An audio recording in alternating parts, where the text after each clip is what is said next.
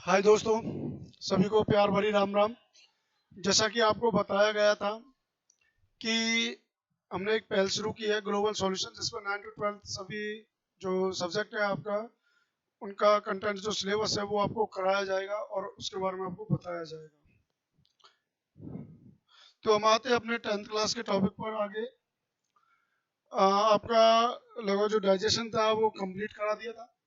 अब respiratory system या respiration. अच्छा, रेस्पिरेशन होता क्या है? What is respiration? Break down of glucose. किसका ब्रेक डाउन होना? ग्लूकोज का ब्रेक डाउन होना, उसको क्या कहते हैं हम? Respiration. Break down of glucose in our body, उसको क्या कहते हैं हम? रेस्पिरेशन। अब से क्वेश्चन में पूछा जाता है कि डिफरेंस बताइए रेस्पिरेशन और ब्रीथिंग में। जो रेस्पिरेशन होती है वो एक केमिकल प्रोसेस होती है। कैसी होती है?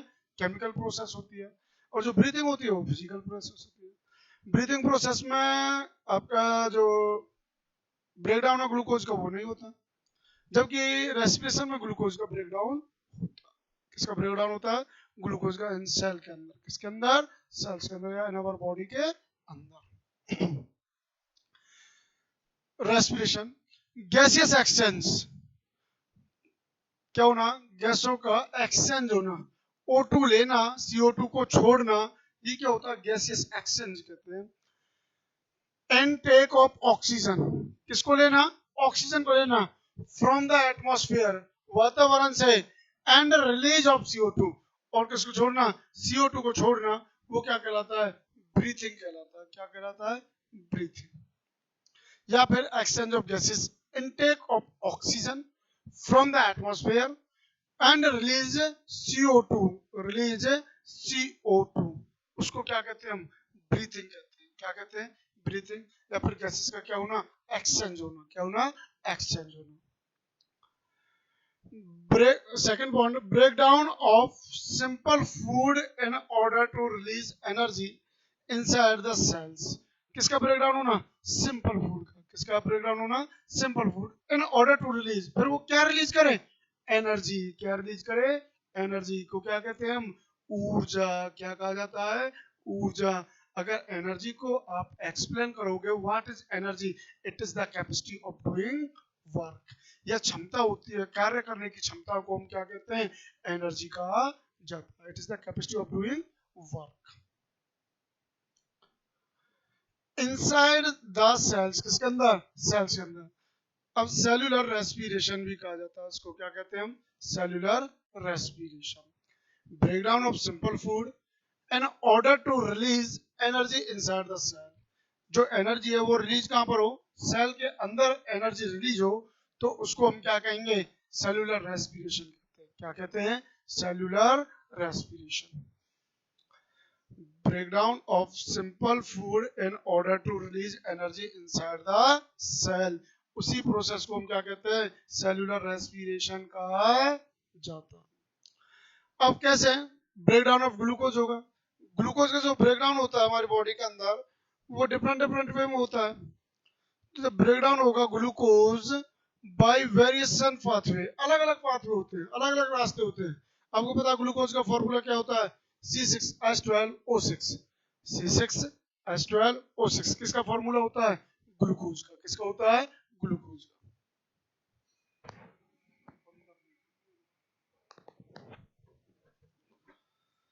ग्लूकोज का ब्रेकडाउन यदि साइटोप्लाज्म के अंदर होगा तो सिंपल सी बात है, ग्लूकोज फर्स्टली कन्वर्ट किसमें होगा?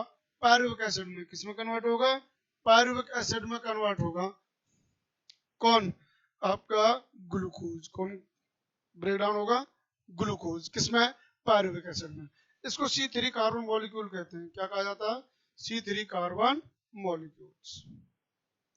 और किसमें ब्रेकडाउन होगी? एनर्जी में। और क्या रिलीज होगी? एनर्जी।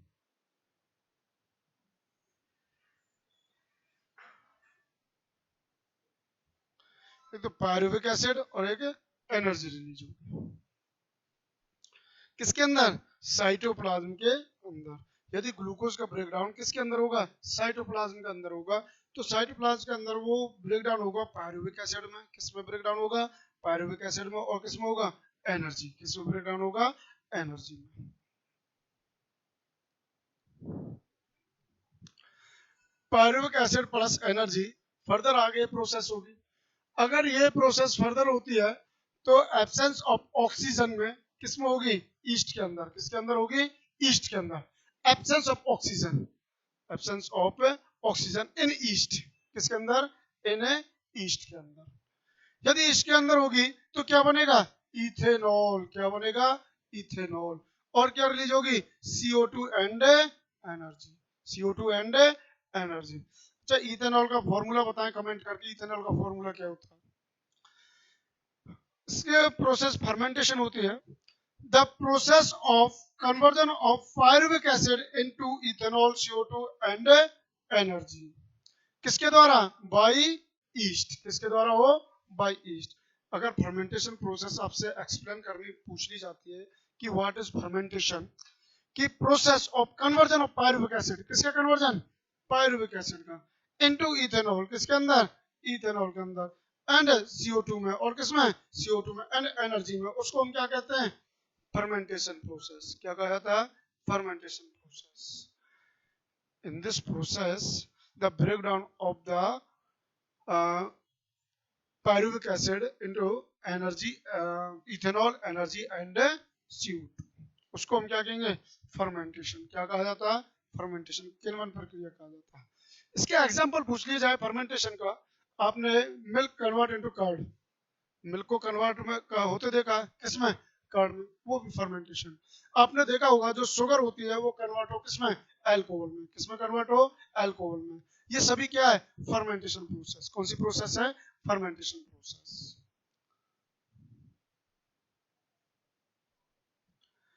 अब आती है insufficient oxygen in our muscles. हमारी मसल्स में ऑक्सीजन की प्रेजेंस में, किसकी प्रेजेंस में, ऑक्सीजन की प्रेजेंस में।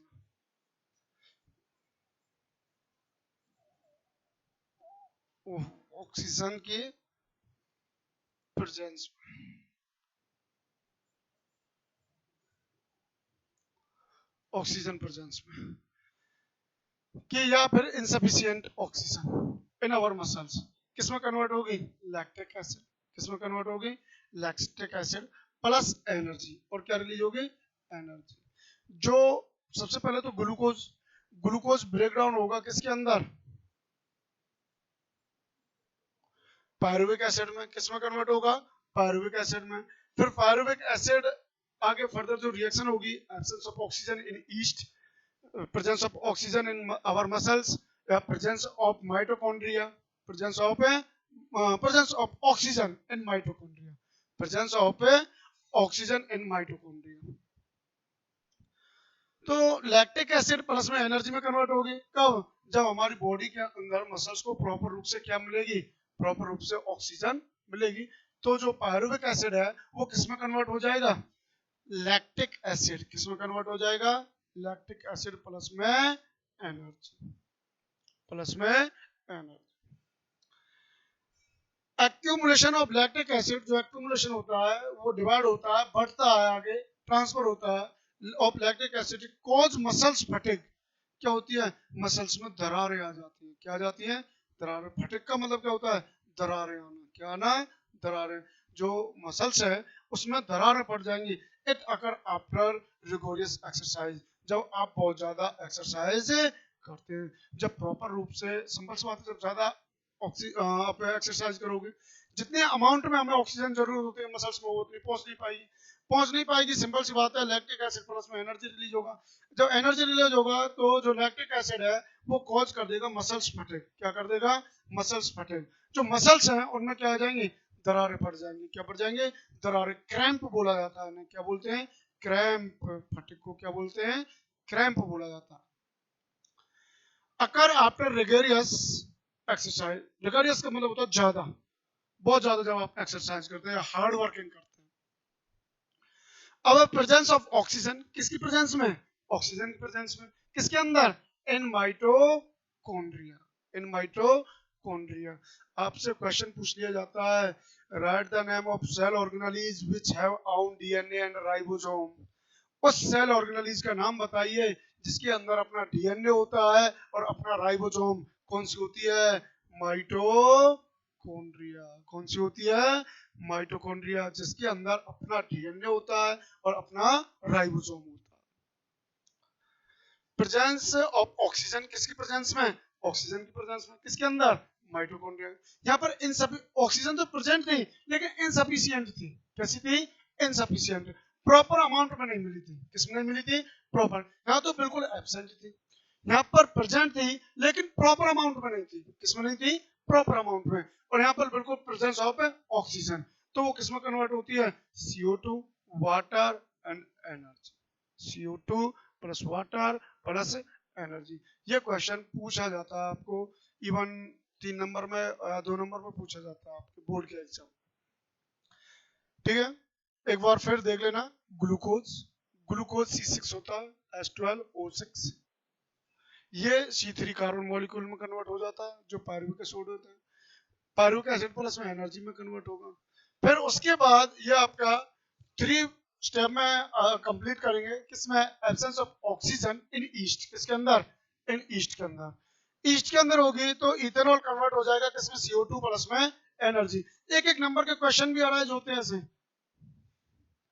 कि pyruvic acid break down in yeast in the form of, option दे देगा आपको, ethanol plus CO2 plus energy, या लैक्टिक एसिड प्लस में energy, CO2 plus water plus energy. ऐसे तीनों ऑप्शन रख देगा और लास्ट में रख देगा ऑल ऑफ दीज। तो उस कंडीशन में यदि एब्सेंस कह रहा है और इन ईस्ट पूछ रहा है तो आपको क्या टिक लगाना है? इथेनॉल प्लस में CO2 प्लस में एनर्जी। क्या टिक लगाना है? CO2 इथेनॉल प्लस में CO2 प्लस में एनर्जी। यदि आपसे पूछ लिया जाए लैक्टिक एसिड प्लस एनर्जी यानी कि इनसफिशिएंट ऑक्सीजन, ऑक्सीजन तो प्रेजेंट हो लेकिन कैसी हो? इनसफिशिएंट हो, प्रॉपर अमाउंट में ना हो। कैसी ना हो? Proper amount. प्रेजेंस तो हो लेकिन प्रॉपर अमाउंट में नहीं हो इन आवर मसल्स, तो लैक्टिक एसिड प्लस में एनर्जी में ब्रेक डाउन हो जाएगी। किसमें हो जाएगी? लैक्टिक एसिड प्लस में एनर्जी। और इस जो लैक्टिक एसिड होता है वो एक्यूमुलेशन होता है, मसल्स के अंदर पहुंच जाएगा और जब मसल्स के अंदर जाएगा तो वो क्या कर देगा? मसल्स में क्रैम्प जनरेट कर देगा। क्या जनरेट कर देगा? क्रैम्प। क्रैम्प को क्या कहते हैं हम? दरारें। क्या कहा जाता है? दरार। और ये कब पड़ती हैं? रिगोरियस ऑफ एक्सरसाइज, जब आप बहुत ज्यादा मात्रा में एक्सरसाइज या बहुत ज्यादा एक्सरसाइज या हार्ड वर्क करते हो। प्रेजेंस ऑफ ऑक्सीजन किसकी प्रेजेंस में? ऑक्सीजन की प्रेजेंस में। In mitochondria. किसके अंदर? Mitochondria. Mitochondria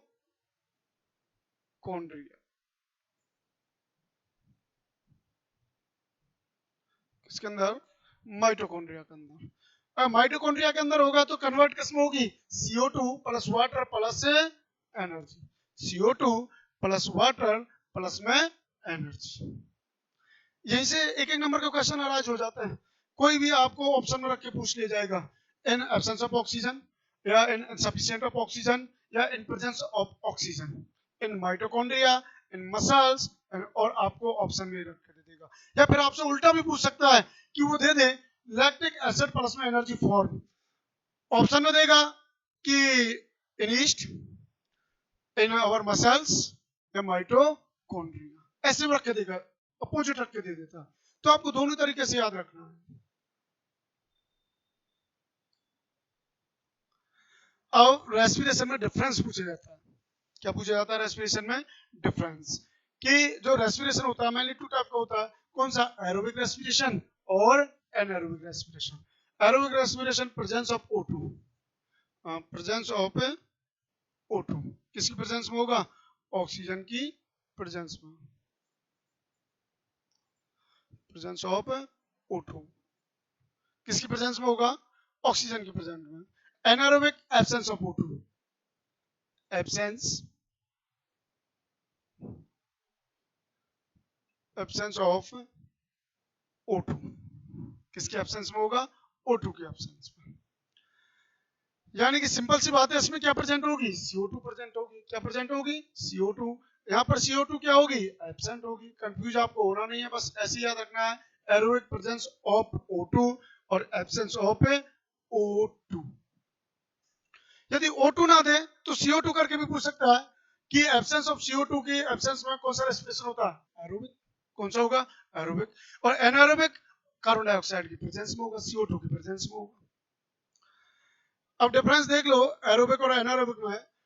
takes place in the presence of oxygen, अभी बताया था पॉइंट, किसकी प्रेजेंस में होगा, ऑक्सीजन की प्रेजेंस में। Takes place in the form of absence of oxygen, ये किसकी एब्सेंस में होगा, oxygen. Takes place in the absence of oxygen, किसकी एब्सेंस में होगा, ऑक्सीजन के एब्सेंस में। और ये किस में होगा, ऑक्सीजन की प्रेजेंस में। फर्स्ट पॉइंट हो गया। अकर इन माइटोकॉन्ड्रिया, जो एरोबिक रेस्पिरेशन है, अभी आपको बताया था माइटोकॉन्ड्रिया के अंदर क्या बनाता है, ये CO2 प्लस में H2O प्लस में एनर्जी। अभी बताया था कि क्वेश्चन ऐसे पूछ लिया जाता है, या एनर्जी CO2 प्लस H2। तो इन माइटोकॉन्ड्रिया, किसमें, माइटोकॉन्ड्रिया। अकर इन साइटोप्लाज्म, ये किसमें होती है ये प्रोसेस एनारोबिक, साइटोप्लाज्म। किसमें होगी, साइटोप्लाज्म के अंदर होगी। साइटोप्लाज्म अभी आपने देखा था पीछे वाली वीडियो में, आपको दिखाया था, यदि साइटोप्लाज्म होगी तो किसमें कन्वर्ट होगी, पायरुविक एसिड प्लस में एनर्जी। पायरुविक एसिड प्लस में एनर्जी किसमें कन्वर्ट होगी, pyruvic acid plus energy, pyruvic acid plus energy. यदि पूछ लिया जाए माइटोकॉन्ड्रिया के अंदर जो पायरुविक एसिड है वो कन्वर्ट होगा CO2 H2O प्लस में एनर्जी, या ग्लूकोज ब्रेकडाउन होगा CO2 plus H2O plus energy. और जो अकर इन साइटोप्लाज्म किसमें, पायरुविक एसिड प्लस में एनर्जी, जो ग्लूकोज ब्रेकडाउन होगा पायरुविक एसिड प्लस में energy. End product are CO2 and H2O, जो एरोबिक रेस्पिरेशन है उसके एंड प्रोडक्ट क्या होते हैं, CO2 एंड H2O। क्या होते हैं, CO2 एंड H2O। अभी बताया था आपको एंड प्रोडक्ट क्या होंगे, CO2 एंड H2O। फिर मोर अमाउंट ऑफ एनर्जी रिलीज, ज्यादा अमाउंट में एनर्जी इसमें रिलीज होती है। इसमें एंड प्रोडक्ट आर एल्कोहल और लैक्टिक एसिड। क्या होगा, एल्कोहल होगा या फिर क्या होगा, लैक्टिक एसिड। एनारोबिक में पढ़ा था ईस्ट के अंदर क्या बना था, इथेनॉल। इथेनॉल क्या होता है, ऑल लग गया, ऑल क्या होते हैं, अल्कोहल। तो अल्कोहल, और अभी आपने अपनी मसल्स में पढ़ा था इनसफिशिएंट ऑक्सीजन, जहां पर ऑक्सीजन की प्रॉपर अमाउंट में मात्रा नहीं हो उसको क्या कहते हैं, इनसफिशिएंट। क्या कहा जाता है, इनसफिशिएंट। तो उसमें क्या इसमें कन्वर्ट हुई थी, लैक्टिक एसिड। किसमें कन्वर्ट हुई थी, लैक्टिक एसिड। इसमें मोर अमाउंट ऑफ एनर्जी फॉर्म होती है, रिलीज होती है। इसमें less amount of energy release, इसमें ज्यादा मात्रा में एनर्जी रिलीज होती है और इसमें कम अमाउंट में एनर्जी रिलीज होती है। आपके जो एब्सेंस ऑफ ऑक्सीजन में होगा, एनारोबिक होगा, उसमें लेस अमाउंट में एनर्जी रिलीज होगी। लेकिन आपका जो एरोबिक रेस्पिरेशन है उसमें बहुत ज्यादा मात्रा में एनर्जी क्या होती है, रिलीज होती है। क्या होती है, रिलीज। आशा करता हूँ समझ में आया होगा ये डिफरेंस। फर्स्ट पॉइंट जो आपका प्रेजेंस ऑफ ऑक्सीजन में होता है एरोबिक, उसमें फर्स्ट पॉइंट एनारोबिक में एब्सेंस ऑफ ऑक्सीजन में होगा। सेकंड पॉइंट क्या है कि अकर इन माइटोकॉन्ड्रिया, इसमें क्या अकर इन साइटोप्लाज्म। थर्ड पॉइंट क्या है, and product are CO2 and H2O, उसमें एंड प्रोडक्ट क्या है, लैक्टिक एसिड एंड अल्कोहल। और more amount of energy is release, ज्यादा अमाउंट में एनर्जी रिलीज होती है, उसमें less amount of energy is release. अगर समझ में आया स्क्रीनशॉट भी आप ले सकते हैं इसका, अगर स्क्रीनशॉट लेना चाहो रेफरेंस का तो आप स्क्रीनशॉट भी ले सकते हैं।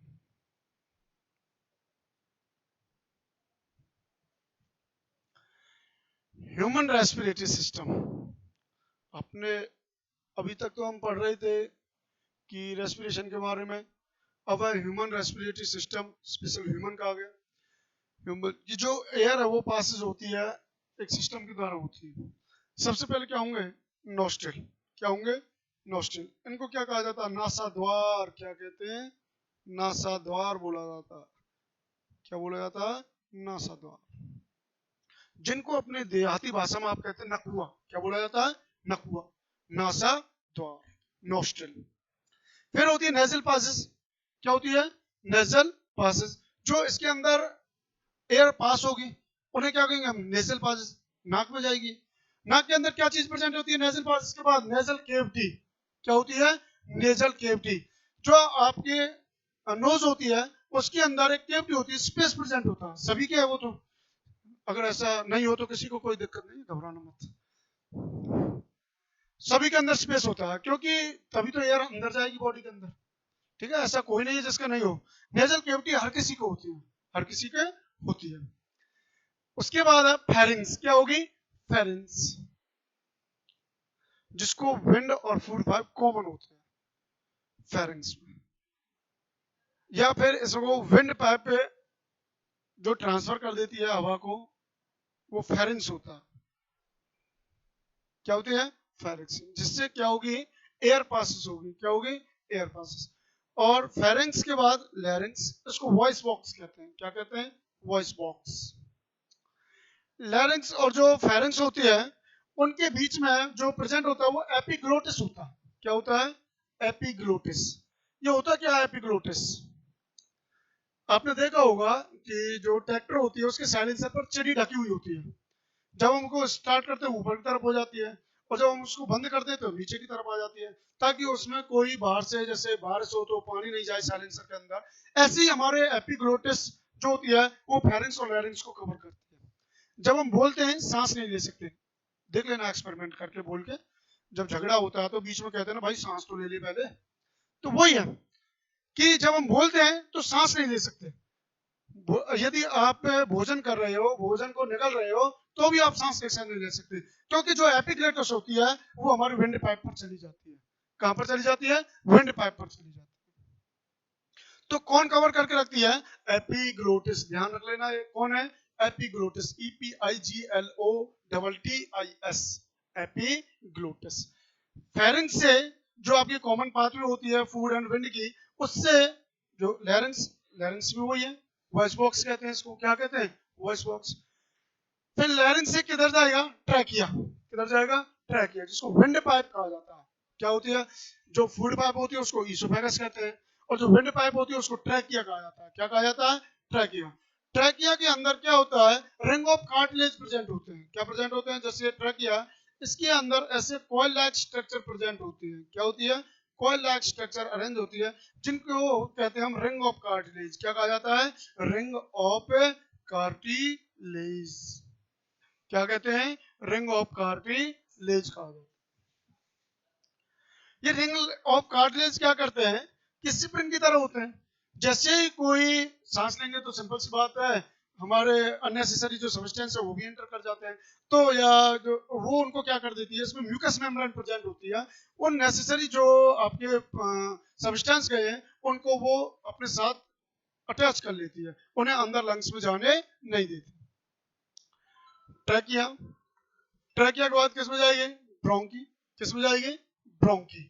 ये ब्रोंकी क्या होते हैं, दो पार्ट होते हैं जो ट्रैकिया से जनरेट होते हैं और ओपन होते हैं जाकर कहां पर, लंग से। एक ट्यूब लाइक स्ट्रक्चर होती है ये, और ये जाकर ओपन होती है किसमें, लंग्स में। किसमें ओपन होंगी, लंग्स में ओपन होती है जाकर। लंग्स के बाद फिर ये प्रोसेस किधर आ जाएगी, ब्रैंकियोल। जो ब्रोंकी गए लंग्स में, उसमें स्मॉल ट्यूब लाइक स्ट्रक्चर उसमें से निकलती है, तो उन्हें क्या कहा जाता है, ब्रोंकी। क्या कहा जाता है, bronchiole. Small tube like structure कैसी होती है, स्मॉल होती है और ट्यूब लाइक स्ट्रक्चर होती है, और वो अराइज होती है किससे, ब्रोंकी से। किससे अराइज होती है, ब्रोंकी से। किसके अंदर, लंग्स के अंदर। उनको हम क्या कहेंगे, ब्रोंक्यूल कहा जाता है। क्या कहा जाता है, ब्रोंक्यूल। और ब्रोंक्यूल फिर किसमें ओपन हो गया, एल्वुलर, एल्वुलर में। किसमें, एल्वुलर में, जो क्या होती है, बैलून लाइक स्ट्रक्चर। कैसी होती है, बैलून लाइक स्ट्रक्चर होती है।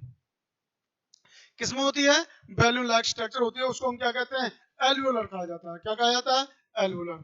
फिर होती है, अब जैसे ही प्योर हो जाएगा, प्योर होने के बाद एल्वुलर जो होती है उसमें डिफ्यूजन प्रोसेस होती है, और डिफ्यूजन के द्वारा जो ब्लड होता है वो किसमें मिल जाता है, ब्लड कैपिलरी, ब्लड में मिल जाता है, और ब्लड कैपिलरीज के द्वारा वो बॉडी में ट्रांसफर हो जाता है। देखो एक बार फिर, नोस्ट्रिल, नोस्ट्रिल के बाद नेजल पासेस, किसमें जाएगा, नेजल पासेस, जो आपकी नोज है उसमें पास होगा।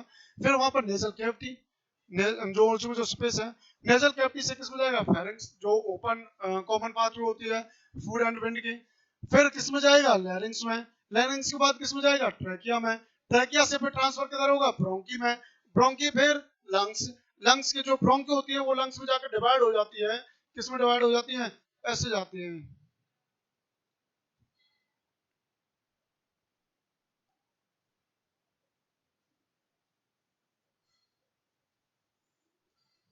ये ब्रोंकी होते हैं।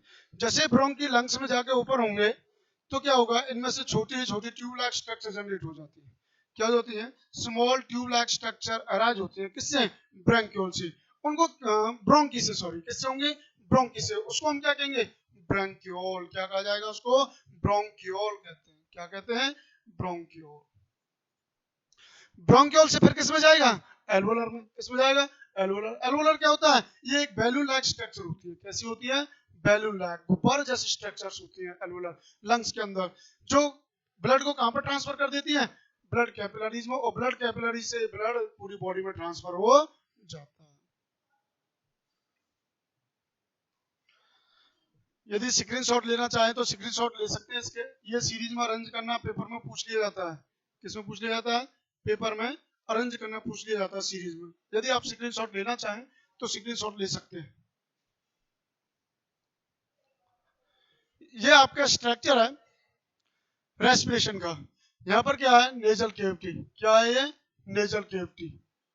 Nasal cavity.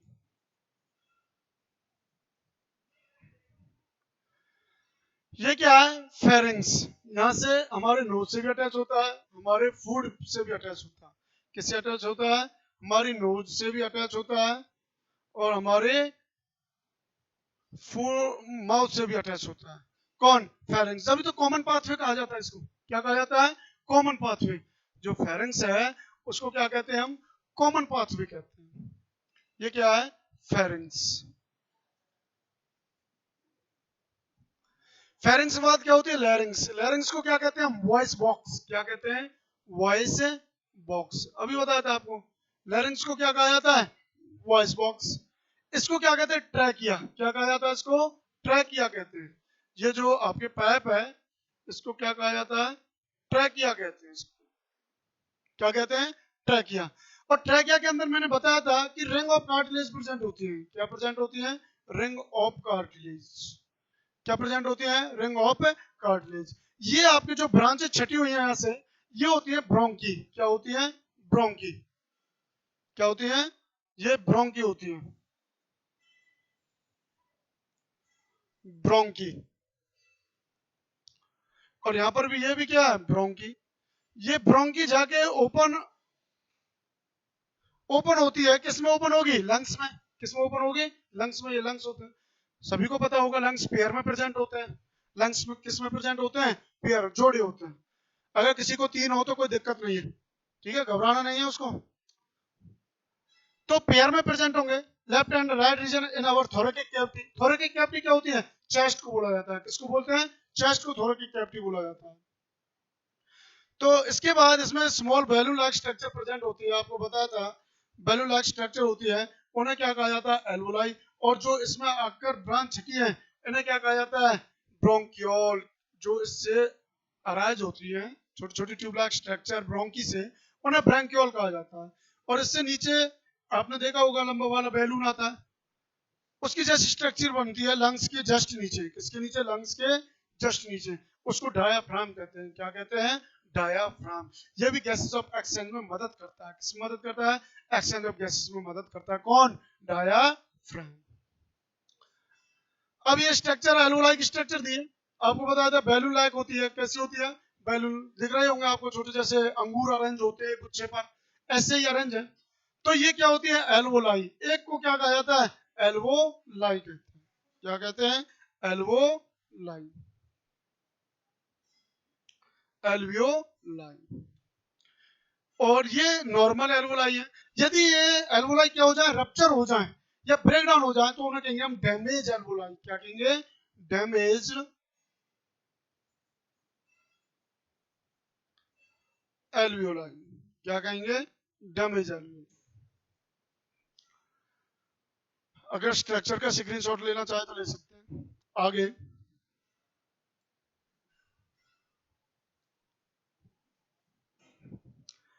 Mechanism of breathing. Breathing की प्रोसेस, मैकेनिज्म या जो ब्रीथिंग प्रोसेस है वो, या जो मैकेनिज्म है किसकी? ब्रीथिंग की। वो एक तो होता है इनहेलेशन, एक्सहेलेशन। इनहेलेशन सांस को लेना, एक्सहेलेशन सांस को छोड़ना। During inhalation the thoracic cavity chest cavity expand, क्या हो जाती है? एक्सपेंड हो जाती है, फूल जाती है। कौन? Thoracic cavity. कब? जब हम सांस लेते हैं। क्या लेते हैं? सांस। ड्यूरिंग इनहेलेशन, सांस लेने के दौरान थोरेसिक कैविटी या चेस्ट कैविटी एक्सपेंड, फूल जाती है। थोरेसिक कैविटी कॉन्ट्रैक्ट, कॉन्ट्रैक्ट का मतलब क्या होता है? सुकड़ना। क्या होना? सुकड़ना, ये सुकड़ जाती है एक्सहेलेशन में। जब छोड़ते हैं सांस को तो वो क्या हो जाती है? सुकड़ जाती है। क्या होती है? सुकड़ जाती है। इसमें रेप्स लिफ्ट, रेप्स ऊपर की तरफ उठती हैं। इसमें रेप्स मूव टूवर्ड, डाउनवर्ड, किस तरफ जाएंगे? डाउनवर्ड। जो रेप्स है वो मूव करेंगे किस तरफ? डाउनवर्ड। किस तरफ करेंगे वो? Downward. Diaphragm become flat and safe, diaphragm कैसी शेप में हो जाता है? फ्लैट शेप में, बिल्कुल सीधा हो जाता है, फ्लैट हो जाता है, थिन हो जाता है बिल्कुल डायाफ्राम। इसमें डायाफ्राम बिकम डम शेप है, कैसे हो जाता है? डम शेप, फुसका हुआ शेप में। इसमें फुसका हुआ, डम। Volume of lungs increase and air enter the lungs, जो वॉल्यूम है लंग्स का वो क्या हो जाता है? इंक्रीज हो जाता है। क्या होगा? इंक्रीज होगा। जब एयर एंटर करेगी in the lungs, volume of the lungs decrease, क्या होगा? डिक्रीज हो जाएगा। एंड एयर एग्जिस्ट, जब हवा क्या होगी? बाहर निकलेगी from the lungs, from the lungs. समझ में आए होंगे पॉइंट?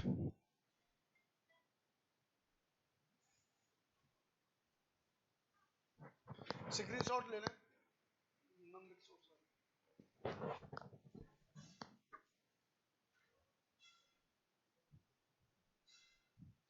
आगे ये रहा, एयर एंटरिंग इन लंग्स और air expelled from lungs. Entering का मतलब एंटर करें, अंदर तरफ लें, और एक्सपेल्ड का मतलब क्या होता है? बाहर तरफ निकालना। रिब्स एंड स्टेनम, स्टेनम क्या होती है? What stannum? जो हमारी चेस्ट को एक बोन होती है वो दो हिस्सों में डिवाइड करती है। किसमें डिवाइड करती है? टू पार्ट में डिवाइड करती है, उसको क्या कहते हैं हम? स्टेनम। और जो हार्ट को डिवाइड करती है टू पार्टों में, उस मसल्स को क्या कहते हैं? उसको सेप्टम बोला जाता है। क्या बोला जाता है? सेप्टम। ध्यान रख लेना है, स्ट्रेनम और सेप्टम इनमें कंफ्यूज होते हैं बहुत।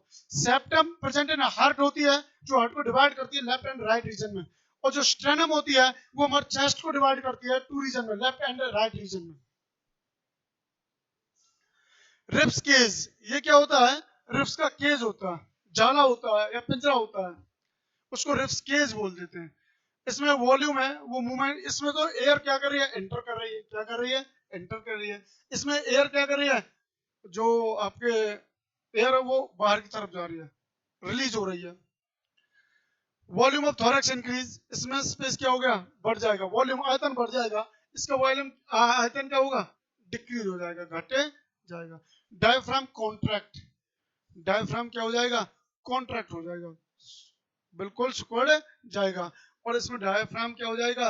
रिलैक्स हो जाएगा। क्या हो जाएगा? रिलैक्स हो जाएगा। ये होता है इंस्पायरेशन भी कहते हैं और expiration, inspiration and expiration.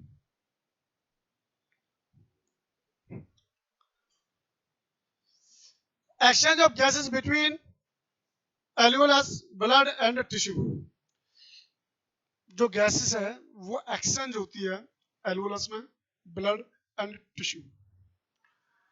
Air rich in O2, सबसे पहले तो जो हवा होगी उसके अंदर मात्रा, सिंपल सी बात है, O2 ही होगी। O2 का ही यूज किया जाता है बॉडी के अंदर, जो हीमोग्लोबिन के साथ बाइंड होती है। एन एल्वोलस, किसमें जाएगी? एल्वोलस, एल्वोलाई में जाएगी। किसमें जाएगी? एल्वोलस में। एल्वोलाई के बाद मैंने आपको बताया था ब्लड किसमें जाएगा? ब्लड कैपिलरीज में। जब आप रेस्पिरेशन का स्ट्रक्चर समझ रहे थे या जो सीरीज थी उसको समझा रहे थे, जो एल्वोलाई था उससे ब्लड किसमें गया था? ब्लड कैपिलरीज में। किसमें गया था? ब्लड कैपिलरीज में। या ब्लड में जाएगी यार, ब्लड के बाद उसमें O2 बाइंड हो जाएगी। क्या हो जाएगी? O2 bind. और O2 बाइंड होने के बाद O2 सिंपल सी बात है, बाइंड किसके साथ होगी? हीमोग्लोबिन के साथ। इन आरबीसी, इन आरबीसी की फुल फॉर्म क्या होती है? Red blood cells. क्या कहते हैं? Red blood cells. क्या कहा जाता है? रेड ब्लड सेल्स या कॉर्पोसेल्स भी बोलते हैं। हीमोग्लोबिन हमारे ब्लड को रेड कलर प्रोवाइड करती है। क्या करती है? रेड कलर प्रोवाइड करती है। कौन? हीमोग्लोबिन। हीमोग्लोबिन में कौन सा मेटल प्रेजेंट होता है? हीमोग्लोबिन के अंदर आयरन मेटल प्रेजेंट होता है। कौन सा होता है? आयरन मेटल प्रेजेंट होता है, जो हीमोग्लोबिन को क्या करता है? रेड कलर प्रोवाइड करता है। क्या प्रोवाइड करता है? Red colour. कौन प्रेजेंट होता है हीमोग्लोबिन के अंदर? Fe। कौन प्रेजेंट होता है? Fe, जिसको क्या बोलते हैं? आयरन। आपने देखा होगा मोस्टली जब किसी पेशेंट को ब्लड कम होता है या ब्लड पॉइंट कम दिखता है हीमोग्लोबिन, तो उसको आयरन के इंजेक्शन लगाए जाते हैं। किसके लगाया जाता है? आयरन की। तो वो आयरन जो हीमोग्लोबिन है, वो जो आयरन है वो हीमोग्लोबिन को रेड कलर प्रोवाइड करेगा। क्या प्रोवाइड करेगा? Red colour provide. कौन करेगा? आयरन। कौन करेगा? आयरन। और ऑक्सीजन की बाइंडिंग किसके साथ होती है ब्लड में? हीमोग्लोबिन के साथ। किसके साथ होती है? हीमोग्लोबिन के साथ। अच्छा, ब्लू कलर का ब्लड भी पाया जाता है। अगर ब्लू कलर का ब्लड प्रेजेंट होगा उसको हीमोसाइनिन कहते हैं। क्या कहते हैं? हीमोसाइनिन। किसके अंदर पाया जाता है ब्लू कलर का ब्लड? ऑक्टोपस। किसके अंदर? ऑक्टोपस, जो कि एक क्या है? मोलस्क। क्या है? एक मोलस्क। सुना होगा मोलस्क। चलो, आप लोगों ने 9th क्लास में पढ़ा होगा मोलस्का के बारे में, जो सेकंड लार्जेस्ट फाइलम होता है। तो ऑक्टोपस किसका एग्जांपल है? मोलस्क का। मोलस्क के अंदर कैसे कलर का ब्लड होता है? ब्लू कलर का ब्लड। कैसे कलर का ब्लड होता है? ब्लू। किसके कारण होता है ब्लू? उसके अंदर कॉपर प्रेजेंट होती है। क्या प्रेजेंट होती है? कॉपर मेटल प्रेजेंट होता है, जिसके कारण वो कैसा होता है? ब्लू कलर का। हीमोग्लोबिन के अंदर आयरन प्रेजेंट होगा, और जो आपका हीमोसाइनिन है उसके अंदर कॉपर मेटल प्रेजेंट होगा। कौन सा मेटल प्रेजेंट होगा? कॉपर। तो O2 बैंड हो गया हीमोग्लोबिन के साथ, बॉडी में ट्रांसफर होगा। उसको कौन ले लेगा? टिश्यू। हम वर्क करेंगे तो एनर्जी प्रोवाइड करेगा टिश्यू को, और ऑक्सीजन हमारे टिश्यू के साथ बैंड हो जाएगी, या टिश्यू उसको यूज कर लेगा। या फिर CO2 फ्रॉम टिश्यू से। O2 तो उसने यूज कर ली, O2 को तो उसने क्या कर लिया? यूज कर लिया। उसने CO2 को क्या कर लिया? रिलीज कर दिया इनटू ब्लड। एक तो प्योर ब्लड होता है, इम्प्योर ब्लड। प्योर ब्लड जिसमें ऑक्सीजन प्रेजेंट होगी, इम्प्योर ब्लड जिनमें ऑक्सीजन एब्सेंट होती है, जिसमें CO2 की मात्रा ज्यादा होती है। क्या होती है? CO2 की मात्रा ज्यादा प्रेजेंट हो। तो यहाँ पर CO2 है, किसमें आ गई? ब्लड के अंदर। इम्प्योर हो गया, CO2 डिजोल्व हो गई। डिजोल्व होने के बाद वो किसमें आई? ब्लड वेसल्स में, या इन एल्वोलाई। एल्वोलाई से CO2 एल्वोलाई सैक में गई। एल्वोलाई सैक से CH2 send out through the nostril. उसमें से ऑक्सीजन को तो यूज में कर लिया जाता है, और उसको CH2 के रूप में उसको बॉडी से बाहर निकाल दिया जाता है, या फिर जो CH2 एंड CO2 के रूप में ये बॉडी से बाहर निकाले जाती है, सेंट आउट। यहाँ पर CO2 होगी। क्या होगी? CO2 sent out through the nostril. और जो CO2 है उसको क्या कर दिया जाता है? नोस्ट्रल से बाहर कर दिया जाता है। या तो उसमें से ऑक्सीजन को वो यूज कर लेंगे, सेपरेट कर लेंगे, CH2 के रूप में निकाल देंगे, या फिर प्रॉपर रूप से CO2 को ही क्या कर देंगे? बॉडी से बाहर कर दिया जाएगा। क्या कर दिया जाएगा? बॉडी से बाहर। सिंपल सी बात है। पहला पॉइंट आपने अभी समझा था कि air rich in O2 in alveolus, फिर ब्लड में जाएगी, ब्लड से ऑक्सीजन बाइंड होगी, O2 उसमें जाएगी, आरबीसी के साथ बाइंड होने के बाद वो हमारे टिश्यू में जाएगी, टिश्यू उसको ऑक्सीजन को यूज कर लेगा, यूज करने के बाद वो CO2 को ब्लड में मिक्स कर देगा, और ब्लड में जब मिक्स हो जाएगी, फिर ये वही प्रक्रिया, CO2 ब्लड में मिक्स हो गई, मिक्स होने के बाद वो CO2 डिसॉल्व हो जाएगी, ब्लड वेसल्स में जाएगी, यानी कि एल्वोलाई में जाएगी। एल्वोलाई में जाने के बाद ब्लड वेसल्स किस में ट्रांसफर करेगा? ब्लड एल्वोलाई में, और ब्लड एल्वोलाई से फिर किस में आएगी? एल्वोलर सैक में, जो वैल्यूला स्ट्रक्चर होती है, और वो उसको दोबारा बॉडी से बाहर कर देगी, उसको फिर बॉडी से बाहर कर देगी।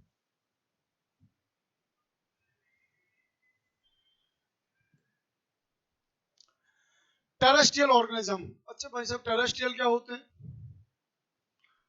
आप सोच रहे होंगे टेरेस्ट्रियल को टेरेस्ट्रियल लैंड, धरती कहा जाता है, ये तो हमें भी पता है। ऑर्गेनिज्म क्या होते हैं? Huge atmospheric oxygen. जो टेरेस्ट्रियल ऑर्गेनिज्म होते हैं जो धरती पर रहते हैं, these are those organism which present on the land, which present on the land, उन्हें क्या कहते हैं? Terrestrial organism. और जो एक्वेटिक रीजन में रहते हैं उन्हें क्या कहेंगे? Aquatic organism. Use of atmospheric oxygen, ये कौन से ऑक्सीजन का यूज करते हैं? एटमॉस्फेयर, जो वातावरण से मिलती है। और जो एक्वेटिक ऑर्गेनिज्म है वो use dissolve oxygen for respiration. Use dissolve oxygen, किसमें डिसॉल्व? वाटर में। किसमें? वाटर में होती है ऑक्सीजन, H2O। वो ऑक्सीजन को यूज करते हैं। किसको यूज करते हैं? ऑक्सीजन को। किसके लिए? रेस्पिरेशन के लिए। इनके अंदर लंग्स प्रेजेंट होता है टेरेस्ट्रियल ऑर्गेनिज्म, इनके अंदर गिल्स प्रेजेंट होते हैं। क्या प्रेजेंट होते हैं? गिल्स। अच्छा एग्जांपल अगर टेरेस्ट्रियल का, ह्यूमन बीइंग, कौन? ह्यूमन बीइंग, हम टेरेस्ट्रियल है ना। अच्छा किसी को ये लगता है हवा में उड़ते हो, तो ये टेरेस्ट्रियल है। कैसे है? टेरेस्ट्रियल। ह्यूमन बीइंग है, काऊ बफेलो, ये सभी क्या है? टेरेस्ट्रियल ऑर्गेनिज्म है। एक्वेटिक, फिश, कौन? फिश, फ्रॉग, ये क्या होते हैं? एक्वेटिक ऑर्गेनिज्म होते हैं। क्या होते हैं? Aquatic organism.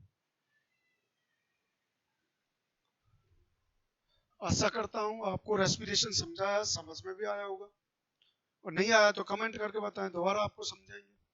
अगर समझ में आया तो वीडियो को शेयर करें, सब्सक्राइब करें एंड बेल आइकन को प्रेस करें।